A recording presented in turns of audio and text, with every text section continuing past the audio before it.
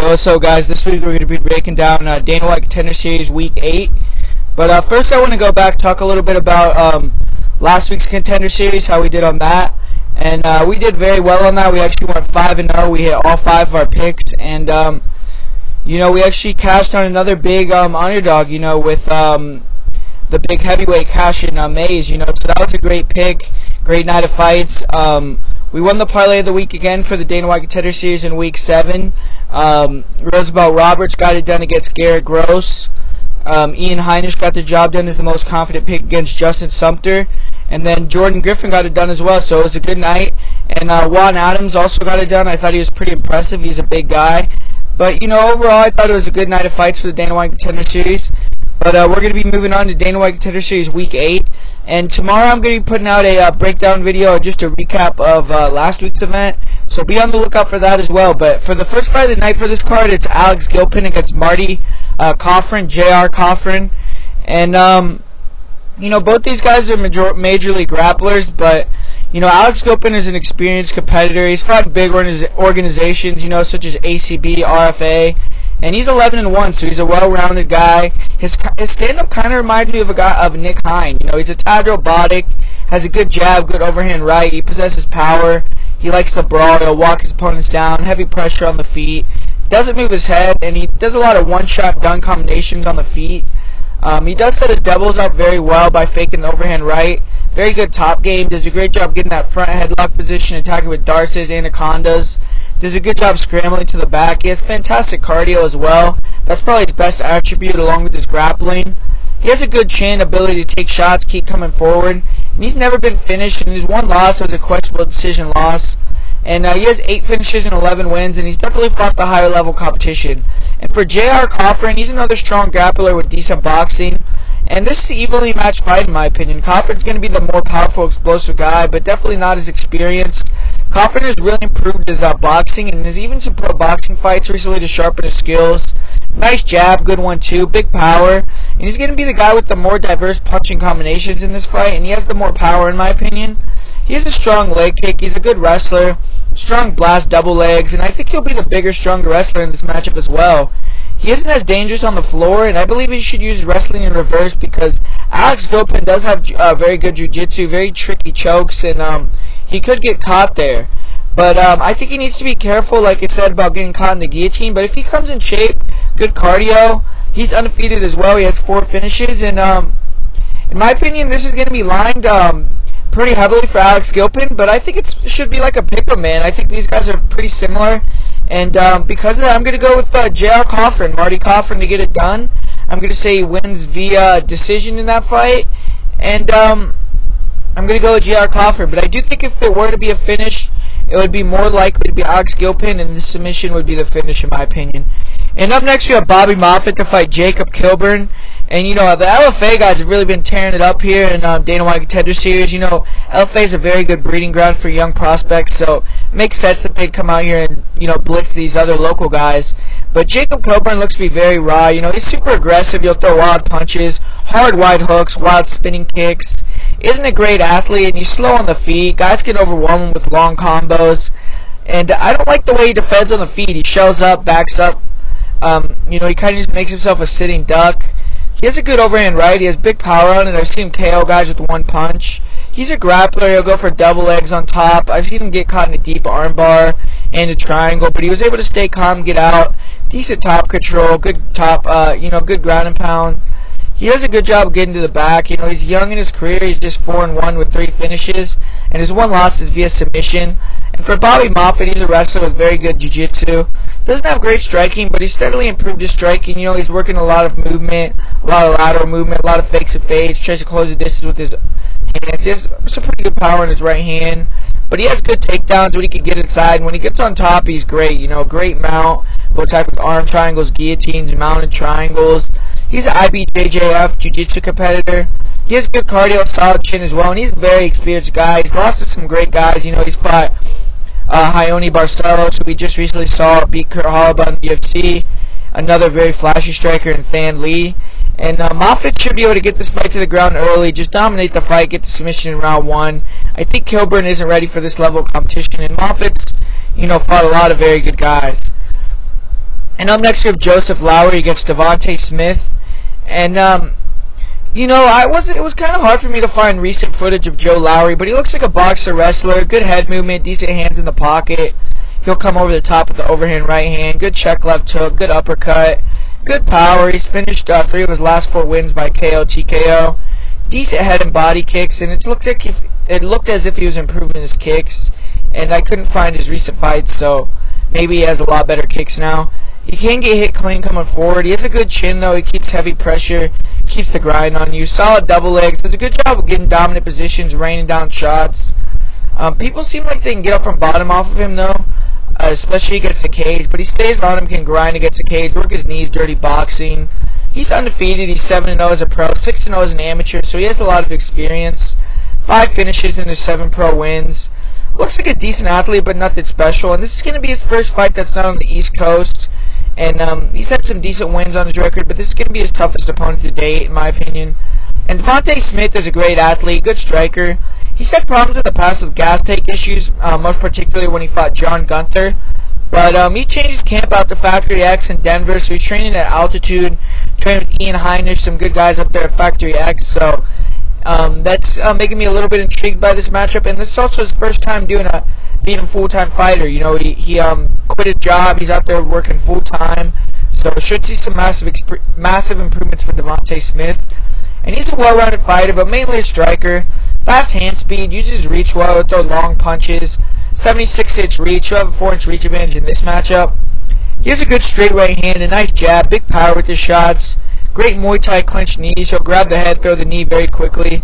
Fast hooks in the pocket, man. Very good kicks as well to the body and to the head. And he's not great moving backwards, though.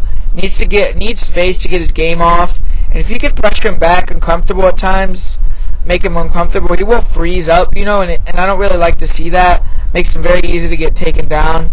And his takedown defense against the cage needs work, he needs to get better at getting back up off his back, too. But he has good submission defense, and if he can get you down, he has some big slam takedowns. And he lands vicious ground and pound, man. He puts people unconscious with ground and pound. And he has a much higher ceiling, in my opinion, ability to improve. I love the fact that he's training at Factory X full-time. And that should only help his cardio. He's coming off a victory over UFC veteran Justin Edwards. And I'm going to go with Devontae Smith by first-round KO. I think that might be an upset as well, but we'll see, And then up next there was Kennedy Nzechukwu, I guess, versus Dennis Bryant. And, Kennedy's making his second appearance on the Dana White Contender Series. He's going to be fighting Dennis Bryant, who's fighting out of that Alaska regional scene, which, we've been feasting on so far in the Dana White Contender Series. We've been fading all these Alaskan FC guys, and it's been working for us so far, so good. So, for Bryant, he's a 32-year-old light heavyweight. He's a 10-inch reach disadvantage in this fight. And Kennedy's already fought once on the Contender Series, like I said. He won a very lackluster split decision. But he's a huge guy, man. He's still very raw, but he's one of these crazy Nigerian athletes that's made their way over to the U.S. in MMA. And he's 5-0, but he hasn't fought great competition other than the fight on the Dana White Contender Series. He has a nice stiff jab. He's getting better at staying technical using his reach. Very quick with the straight left hand. And he's pretty fast and athletic, man, for being that big. Decent leg kicks. Good body kick. But he definitely needs to throw more, man. He's not very active. Doesn't throw with a lot of power or vicious intent. And I think that'll come with the longer he's been training. I think he's only been training a couple years. But, he definitely has a lot of tools there. And if he can get into the clinch, he's very strong there. He'll get wrist control, land hard elbows, land hard knees to the body. And if he gets on top, he has very good ground and pound. But he doesn't move his head. He can get hit clean with overhands. Has questionable takedown defense, but it looks to be improving, and his length creates some problems at times. He has good cardio. Actually, he can go all 3 rounds. And Dennis Bryant did not look very impressive. Seemed like a tough slugger who likes to wrestle. He'll throw overhand rights on the feet, but doesn't have much finesse or variety in his striking. He does throw some decent leg kicks. Doesn't seem to have good takedown defense or takedowns himself, really, but does look to search for some takedowns and, some submissions off of his back. He'll look for takedowns against the cage. We'll look for a double leg, but doesn't seem very good off of his back, though, really. And he got his back taken by a guy that was 3-4 in a regional scene fight very recently. He stayed calm, reversed the position. On top, he's actually decent, does a good job getting half guard, landing heavy top control. Having heavy top control, landing some nice knees, good elbows. He has a pretty good key lock, good Kimura. He'll get the back at the rear naked choke. He's going to be a lot smaller in this matchup, and the likelihood of him landing an overhand right and getting a KO or getting a takedown is just very low in my opinion. And I think this is a good opportunity for Kenny to get a finish, make a statement. And he should be able to overwhelm Bryant, get it to run into a straight left hand, and then I'll say he finishes him with ground and pound early in round 1, or late in round 1, or early in round 2. And then up for the main event, we have Greg Hardy making his return against Tavares Gordon. And Greg Hardy, man, he really showed, what he was made of in his first fight. Dana White Contender Series looked incredible. And for Tavares Gordon, he's going to have a lot more experience than Greg Hardy. He's fought 12 times, amateur and pro. He's only 3-0 as a pro, but he fought 9 times as an amateur. So, he has some losses in the amateur record as well, but he's not a bad athlete for someone his size. He isn't in great shape, though. He has kind of that Roy Nelson guy going on. But he's light on his feet. He'll try to stick his jab out there, come with the hard overhand right. Try to switch step, find an angle for his shots. Overall striking is okay, but he doesn't really throw that much volume, man. And he'll try to go for double legs. He'll try, just throw some hard shots, finish the fight if he can get the fight to the ground. But he looks very hesitant to close the distance. Doesn't look like he takes shots well. He does a ton of reaching with his punches. His takedown defense is not good himself. I saw him get finished quickly trying to stand up after he got taken down in an amateur fight. And Greg Hardy is a stud athlete, man. He's training at ATT, a fantastic gym, and this is just a set-up fight for him, in my opinion. He's an elite-level athlete. He's instantly becoming one of the best athletes, in that heavyweight division. He's still very raw, but he has explosive power, very fast, and you can tell he's taking this serious, definitely training at ATT. I think he's living there, and, he's not just bum rushing these guys. He's trying to show technique out there. He'll have a decent 1-2, good straight right hand, big knockout power, hard leg kicks. His kicks are a little sloppy though. He will try to throw to the head as well. He did a good job of landing the 1-2, stepping back, landing straight right hand again to knock his opponent out in his last fight. And I haven't seen him take anyone down or get taken down. And he could pull back with his chin too high at times though, and he can ask to be countered, get hit with some big shots. Doesn't bring his hands back to his head after he strikes sometimes. But all 4 of his wins, man, have been all KOs in under a minute. And the ability that Hardy has to close the distance is incredible, man, for someone his size. Very good in and out movement.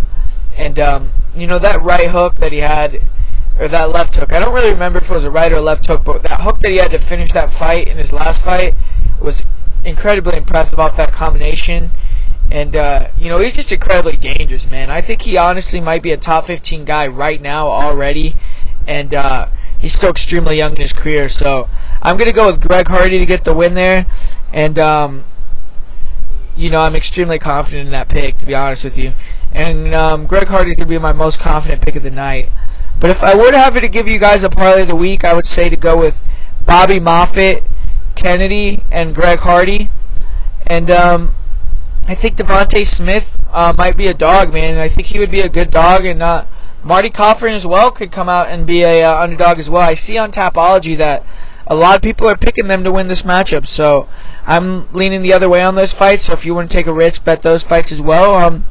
Good luck to you guys, and hope you guys have fun watching that Dana White Contender Series fights tomorrow. And thanks for listening. Subscribe, and we'll be back soon.